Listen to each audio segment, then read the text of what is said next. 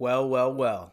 What does everybody have to say now? As our quarterback finally hit his first deep ball, and the Buffalo Bills put an absolute beatdown on a team in the NFL.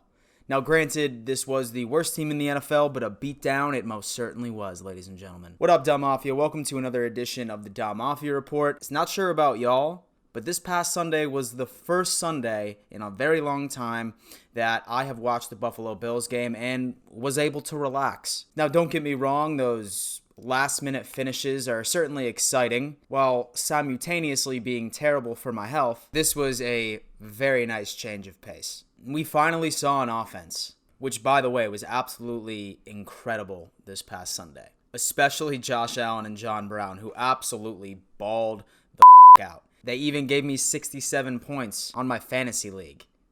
I completely destroyed my opponent, thanks to those two exclusively. Now, the first couple of drives did make me nervous. I mean, we marched down the field and we ended with 2 field goals. But looking at this objectively, we put points on the board, which seemed like almost each and every single drive, which was a large criticism of the Bills so far within the 2019 season. So that was an incredible change of pace as well. Now, the only thing that we can do is just hope that the Bills remain consistent, especially on the offensive side of the ball. Now, I mean, there is no question in my mind that if this offense shows up each and every single Sunday moving forward throughout this season, then we are going to make a deep run in the playoffs. Unfortunately, there's still a lot of media heads and opposing team fans, and most shockingly, but not really, Buffalo Bills fans that think the Buffalo Bills are pretenders. They're not legit. Which I personally think is absolute dog shit. So in this video, we're going to be looking at 4 different things that are going to determine once and for all if the Buffalo Bills are contenders or pretenders. But before we get into that, I still need to shout out today's sponsor, Tavour. And if you like craft beer, then you need to go to the App Store and download Tavour immediately. So this application is an online marketplace that allows you to discover some of the rarest craft beers across the United States. The application is so easy. The only thing you do is you open the app, scroll through the variety of different craft beers that are selected for that specific week, choose what you want, and then Tavour will send you that beer right to your front doorstep. Now, luckily, this company was nice enough to hook up the Don Mafia. In fact, once you download the app, what you need to do is put in the promo code Don Mafia, and it's going to give you a $10 credit right after you spend your first $25. It's basically like, I'm buying you a beer, and who wouldn't want that? Drop what you're doing, go to the App Store, and download Tavour today. Let's dive into these observations.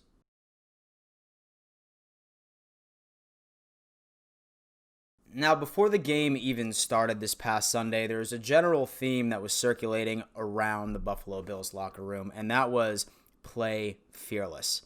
Now, I sort of see that as synonymous as play pissed off, which is exactly what the Bills were, especially after coming off of that loss to the Cleveland Browns. They were pissed off, very pissed off. Now, if I'm a gambling man, I can almost guarantee you that Sean McDermott absolutely chewed out Brian Daboll, which basically birthed the Daboll stash and his new home right in the booth, which I personally think should be his home for the rest of the season. Because whatever happened, I am all for it because the Buffalo Bills offense looked damn good.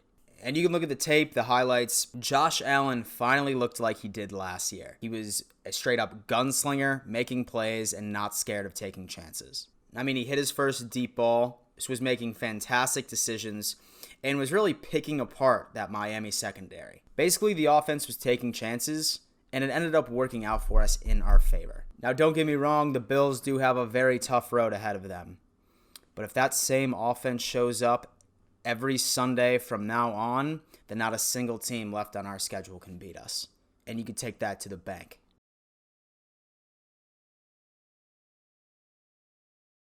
And now you've heard me say it before, and you're about to hear me say it again.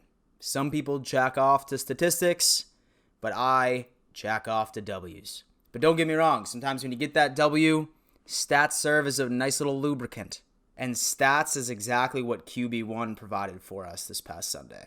And he was 21 for 33, threw for 256 yards and 4 total touchdowns, 3 in the air and 1 on the ground. Basically playing lights out with a QB rating of 117.7, a career high, and most likely the top 2 QB performances of the entire week. Now, I know what you're thinking. Oh, Dan, he didn't hit that 300-yard mark. So, well, let me tell you something. Come here. Throwing for 300 yards is pointless. I have no idea why so many people think that this is a requirement for a quarterback, or rather, a prerequisite for a team to consistently win. Look at old Fitzmagic. Threw for about 320 yards. What did that get him? A big fat L. And it's funny because I actually ran across a tweet from Aaron Quinn from Cover 1 that really highlighted some of the records of the quarterbacks that have thrown for 300 yards throughout the past couple of seasons. And it is about 500. It is it's split down the middle. 50% chance if your quarterback is throwing for over 300 yards, then you will win. So at the end of the day, that just gives more proof that throwing for 300 yards means absolutely nothing. Now, don't get me wrong. We'd love to see him throw for 300 yards, but I wouldn't be pissed off if he never does it this season. As long as he's putting W's right in that left column, I am completely fine.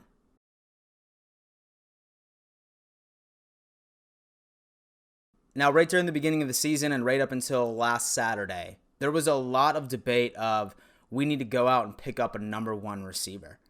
Well, ladies and gentlemen, let me tell you one thing and one thing only. John Brown has established himself as our number 1 receiver today. Last week, he absolutely balled. And it hasn't even been last week. Each and every single game of the season, he has received for over 50 yards. The only other wide receiver to do that this year is the New Orleans Saints' Michael Thomas, which is a very talented company to be in. Say that John Brown is not selected for the Pro Bowl, then I'm going to be sincerely surprised. Now, don't get me wrong. Should we look for a stud receiver down the road, maybe this offseason, maybe during the draft? 110%. Because the Bills Mafia is not the only community that is noticing the production that John Brown has been giving.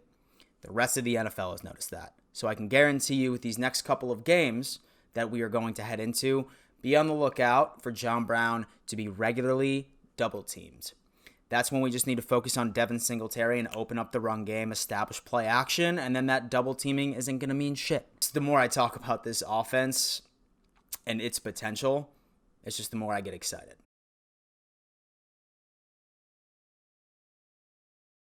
So now down to our defense as a whole. We all know that our secondary is absolutely lights out. Trey White's having a Pro Bowl year. But one of the struggles was our run defense. Now, maybe it had to do with the fact that we were facing most likely the worst running back in the league, Balaj, who is averaging about 2.6 yards per carry. But it really seems like that the Buffalo Bills figured out the run defense. And a lot of it, I really think, has to do with Matt Milano. Yes, he did come back from injury a couple of weeks ago, but it looks like that my man is 100%. He was all over the place, stopping their attempt to run, and he had a bunch of tackles for losses. Like, this guy absolutely just balled out, and it just goes to show you that once Matt Milano was out of that first Miami game, that's when our run defense sort of like took like a downward spiral, but it goes to show you how important Milano is to us stopping the run, and let's just thank the football gods that he's back to 100%. And so one other thing that was even impressive for us as well is that the Buffalo Bills were blitzing. Who would have think that a Sean McDermott and a Leslie Frazier defense would blitz as often as they did against Miami? It was nice. I mean, we sacked Ryan Fitzpatrick 7 times, and he just didn't look like he normally does. This blitz packaging is definitely something that I would love to continue to see while the season progresses as well. The only problem is once we start facing like the Ravens, once we play the Pats again, certain quarterbacks actually do better when they're being blitzed. So I think that it's really going to have to come down to the game plan. I think next week against the Denver Broncos, I think that we could probably have a similar game plan of continuously blitzing Brandon Allen because the Denver Broncos offensive line is not a lot better than the Miami Dolphins O-line, so I think that we'll be able to have that exact same success. So really, ladies and gentlemen, with those like 4 things that you're looking at, so the attitude of the Buffalo Bills, Josh Allen's performance, John Brown, and our defense as a whole, we are not pretenders. So I really don't believe it. I really think, like I said, guys, like the absolute worst that we go this year is 10-6. And the one thing that I continue to reiterate is the fact that the Buffalo Bills are always due for a shocking win. So those 3 games against the Cowboys, the Ravens, and the Patriots, the Bills are always due for a shocking win, right? we're always due to win at least one. We're always due to at least win one game that we're not supposed to. So 11-5, and dare I say 12-4 might even be a possibility. As far as the playoffs are concerned, I personally just want to make it, and then I'll get my expectations up once we get there. But guys, thank you so much for tuning in to yet another edition of the Don Mafia Report. Just to serve as a reminder, I still am giving away those 2 tickets to the Baltimore Ravens and the Buffalo Bills on December 8th. You just need to prove to me that you're subscribed to this YouTube channel and tweet me at RealDanMitchell, hashtag Don Mafia giveaway, and then I will be drawing the winner on Black Friday, the day after the Cowboys game. Say that you're new here, then definitely consider subscribing to the channel, like this video, and just join the Don Mafia, baby. We're lit over here. And so besides that, guys, we will see you next time, and above all else, let's go Buffalo.